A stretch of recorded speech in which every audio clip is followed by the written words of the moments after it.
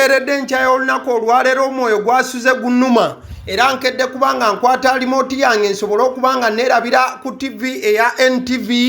wabula mukwano gwange bwe ngituuseeko nange ntandise kubanga neebuuza kiki ekindeetedde okubanga nkwata limoti olw'ensonga ngenza okugitunuulira nga ndaba bulaka mwereere ku TV yange mu kusooka nsoose ne ndowooza nti oba TV yange yafunyeemukko obuzibu ngenze maaso n'okubanga nkyusa omukutu nenzira ku mukutu omulala ogutali gwa NTV wabula ngenza okulaba nga gwo ebigenda maaso ku mpewo kwebiri bulungi wano nno nkutte bukwasa limota nenkeberako ku TV ya Spark TV ojja kujjukira nti eno baaluganda ne NTV wabula mukwano gwange ngenza okutuukayo nga nayo Spark TV teri ku mpewo kati nno kyenkoze nenzijukiramuko emabegaawo Muhoozi Kainerugaba abadde yavaayo n'atugamba nti TV ya NTV bwekataligirya ajja kubanga alabanga eva ku mpewo mukwano gwange nziruse butereevu ku mukutu omugattabantu ogwa X ogwa Muhoozi Kainerugaba at MK Kainerugaba bwe gutyo bwe guli wali ku social media ngenza okutuukayo mukwano gwange ng'ebigambo ebiri eri bikakasa bukakasa embeera gye nkeereddemu ey'okulaba nga TV eya NTV teri ku mpewo wamu ne nnyina waazo oba mwannyina waayo eya Spark TV Muhoozi Kainerugaba ku ssaawa 7 ez'ekiro leero bwe tubadde tuziyingira omanye ennaku zino tubeera tulaba mipiira gya World Cup gibeerayo mu matumbi Muhoozi Kainerugaba n'awandiika n'agamba nti taata we abadde akkiriza pulaani ye gye yateekawo ey'okubeera nga baggalawo TV eya NTV wamu n'olupapula lw'amawulire olwa Daily Monitor era olumaze okubanga awandiika obubaka buno n'agamba nti kati nno twetadde mu ddene tutambudde tugenze kubanga tutuukiriza kino olw'ensonga jeno bw'awandiise n'agamba nti we are moving already oba nti tuli mu kkubo kyewandiise nti tusimbudde mukwano gwange wayise eddakiika ntono nnyo in fact wayise essaawa emu nga jena amaze okugamba nti basimbudde era bagenze kulaba nti NTV eggalwa jeno n'awandiika n'agamba nti NTV and Monitor are being shut down from today bigambo si birungi eri abaagazi b'amawulire aga Daily Monitor eri abaagazi b'omukutu ogwa NTV kuba ebigambo awandiise n'agamba nti NTV ne Monitor biri mu kuggalwawo okuva olunaku olwaleero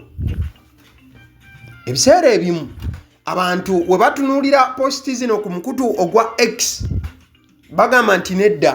guno omukutu gwandibanga jeno si yaguraninga wabula wakati nga bali mu kugamba nti si yaguraninga ate bagenda okulaba nga ebiwandiikiddwako ku byo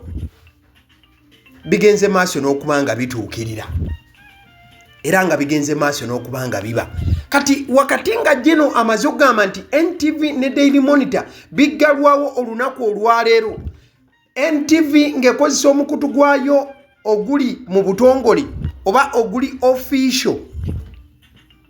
ewandiise n'egamba nti bannange muli eyo naye bannamagye basazeeko omukutu gwa Daily Monitor basazeeko NTV era nga bino babisazeeko oluvannyuma lwa order okuva eri generaali nti byonna ebibadde biri mu kwogerwa wali mu kusooka bigenze maaso n'okubanga bikakasibwa omukutu gwennyini ogwa NTV negamba nti military laissage to Daily Monitor NTV after Muhoozi orders shutdown kati order eri ku social media yazze just mu bigambo 3-4 aba NTV babadde bali awo nga abasajja abawanvu n'abampi basazeeko kati oluvannyuma lwa kino ababadde bawulidde bino byonna batandise okugamba nti nedda bannange tulinayo ekiyitibwa eddembe ly'abamawulire oba eddembe ly'abannamawulire mu ggwanga kati oluvannyuma lw'olwogo nga lutandise okubanga luyitaayita era ng'abantu boogera mpola ebigambo nga byatuka tebyatuka Muhoozi Kainerugaba awandiise n'agamba nti mu Uganda yetakkiririza mu ddembe ly'abannamawulire era n'agamba nti bannamawulire balina kubeera nga baweebwa okugaidingibwa oba okubeera nga bafuna okuwabulwa nga bakujja ku bantu abaleeta enkyukakyuka. In Uganda, I do not believe in free press. Uliriza. Agambye, in Uganda, I don't believe in a free press. The press should be guided by cadres of the revolution. Okiwulidde bulungi. Kati jeno bangi ne batandika okugamba oba kati NTV bagigaddewo just lunaku lumu. Maama jeno naddamu n'awandiika okwongera okukakasa. Agambye bw'ati, both NTV and Monitor will not reopen without my permission. Tukalabyaye bitu si birungi n'akamu. Jeno n'agamba nti omukutu gwa NTV wamu n'omukutu ogwa Daily Monitor amawulire si byakugulibwawo okujjako nga ye Jeno yawadde ebiragiro. Kati nno ekibuuzo ekiddako ne kibeera kimu nti Jeno bw'aba agambye nti NTV ne Daily Monitor si byakugulibwawo, olwo biki ebirina okuteekebwa ku mmeeza era biki ebirina okuteesebwako Jeno asobole okuba nti agonda omutima? Omukutu gwa NTV gudde ku mpewo ne Spark TV ate era mukadde ke kamu n'olupapula olwa Daily Monitor. Okukujjukizaako okuva emabega, omukutu guno oba olupapula luno olwa Daily Monitor lubadde nga terulima Kambugu n'omukulembeze w'eggwanga yennyini, era nga President Museveni ku nfunda eziwera avuddengayo n'ayogera ku lupapula luno nga bwe lutali lulungi eri eggwanga. Era bw'oba ojjukirako bannamawulire ba NTV bagobwako mu Parliament, era Speaker Anita Among ye yali akulembera Parliament eyo, bagobwa obutaddayo. Tekyakoma kubeera nti bagobwa ku Parliament y'eggwanga, wabula ne ku nkuŋŋaana zonna ezaali zigenda maaso n'okukubwa President w'eggwanga, nayo bagenda okubagoba mu Parliament nga n'enkuŋŋaana ezo baazibagobako dda. Kati omukutu gwa NTV Uganda ne Spark TV zigenza okuwera ssaawa 11 ez'okumakya g'olunaku olwayo nakusa omwezi 28 June 2026 nga gumaze okuba nga jjijjibwa ku mpewo. Wabula we biviiridde ku mpewo ku ssaawa 11 ez'okumakya, abasajja abawanvu n'abampi babadde basazeeko dda Nation Media Group, jjukira nga yeetwala emikutu gino gyonna gye ndi mu kwogerako. Eno ojja kujjukira esangibwa Namuwongo. Nation Media Group yogera ku Daily Monitor eri Namuwongo. Kati ate NTV eri ku Kampala Serena Hotel. Kati abasajja basazeeko side zombi ku order eza Chief of Defence Forces General Muhoozi Kainerugaba. Era bwe bukeeredde nkya lunaku olwa NTV Uganda ne Spark TV bw'obadde ng'obinoonya ku TV yo ng'olaba black, era kubadde kuliko ebigambo ebibadde bigamba nti video unavailable. Wabula ne gye buli eno embeera ekyali ku bibuuzo, kiki ekyandibanga kireetedde omukutu gwa the NTV, Daily Monitor, Spark TV okubeera nga biggalwawo? Okusinziira ku bakozi ba Nation Media Group, nkugambye etwala gino gyonna, bagamba nti abasajja abawanvu n'abampi babasazeeko nga ssaawa zibadde zaakawera 6 n'eddakiika ezigwamu, ne bagambibwa nti tewali muntu abadde akkirizibwa kuyingira yadde okufuluma. Oba okategedde. wali emabega Muhoozi Kainerugaba bwe yali yakola posts ze wano ku X yali alaga nti ekyali kikyamuganya okubeera nga aggalawo omukutu guno yali taata we the president ye yali akyaganya okubeera nti omukutu guggalwawo wabula oluvannyuma bwe babadde basalako olunaku olwaleero agambye nti taata abadde akkiriza muzeeyi abadde akkiriza okubeera nti omukutu guggalwawo era awo agambire nti kati kyekiseera ekyokumuvinga abamanyi ebyekinnamagye mutera owulira nga balina statement ezo zebakola baga time to move bwobanga olaba firimu ez'abannamagye kati nno wakati ng'abantu amaaso bagatadde ku NTV wakati ng'amaaso abantu bagatadde ku Daily Monitor emikutu emirala egiggaddwa gye gino wuliriza NTV yeggaddwa kati NTV wekolera waliwo omukutu gwa Spark TV abalaba ennyo olugambo lw'aba celebrities n'ebigwa mu koweri omutera okubanga mulaba ne program eri yamwasizwe mutya Spark TV nayo eggaddwa Daily Monitor olupapula ne biggalwa kati waliwo olupapula lw'amawulire olulala olumanyiddwa nga the East African nalwo lukolera wansi wa Nation Media Group olwo nalwo lulitali omukutu gwa 93.3 KFM mugimanyi bulungi KFM ye yabaweereza ab'oluzungu ne Kasuku kukuwaza banga yagikolerako ko buli kumakyawo eggaddwa 90.4 Dembe FM omuziki n'ebikuzimba n'ebisanyusa byonna radio eyo nayo eri wansi wa Nation Media Group waliwo eggulu ery'amawulire ery'ebyemizannyo erimanyiddwa nga Ennyanda nalyo liri wansi wa Nation Media Group waliwo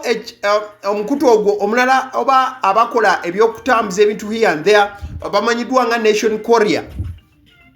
nabo bali wansi wa Nation Media Group mukwano gwange ebyo byonna nga bw'obiwulidde mbikunyonnyola era Dembe FM ne KFM nabyo bisoose ne biva ku mpewu wabula nga bonna okuva saidi eyo bagamba nti tebannafuna nsonga eyinza kubanga eviiriddeko jeno okukambuwala okutuuka wano obudde we bukeeredde emboozi eno ngikozesaawa 1:52 ez'okumakya ng'abasajja abawanvu n'abampi bakyali ku maka ga Nation Media Group ntegeeza wali ennamuwongo